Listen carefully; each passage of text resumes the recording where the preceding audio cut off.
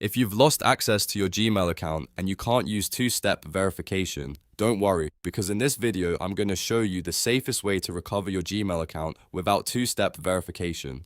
This is the method you should try when you still have access to recovery options like a backup email, a phone number, a signed-in device, or even a previously used password. And before we begin, if this tutorial helps you, make sure to hit the like button and subscribe for more quick tech guides just like this. Alright, let's get started. First, open your browser and go to accounts.google.com/signin/recovery. This is Google's official account recovery page, and it's the best place to begin if you're locked out of your Gmail.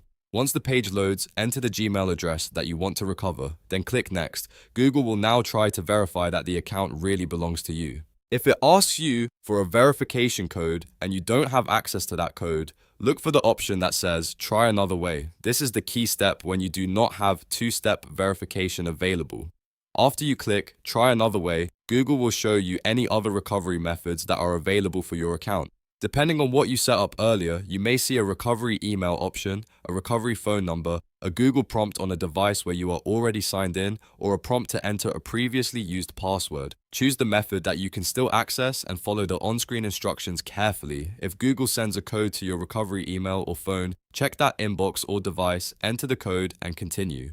If you get a Google prompt on a signed-in device, approve it there. If Google asks for an old password, enter one you remember using with the account. The more accurate your information is, the better your chances of passing verification. If one recovery option does not work, keep following the recovery steps Google gives you. Sometimes Google may ask a few extra questions to confirm your identity, such as when you last had access to the account or whether you remember details about your login. Try to answer as accurately as possible. Once Google verifies your identity, you will be taken to the password reset screen. At this point, create a new strong password that you have not used before, then confirm it and save the changes.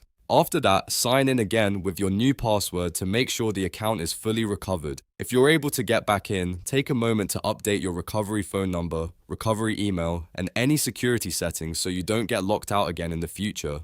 And if you found this guide helpful, please like this video and subscribe for more easy step-by-step tutorials. Thanks for watching, and I'll see you in the next one.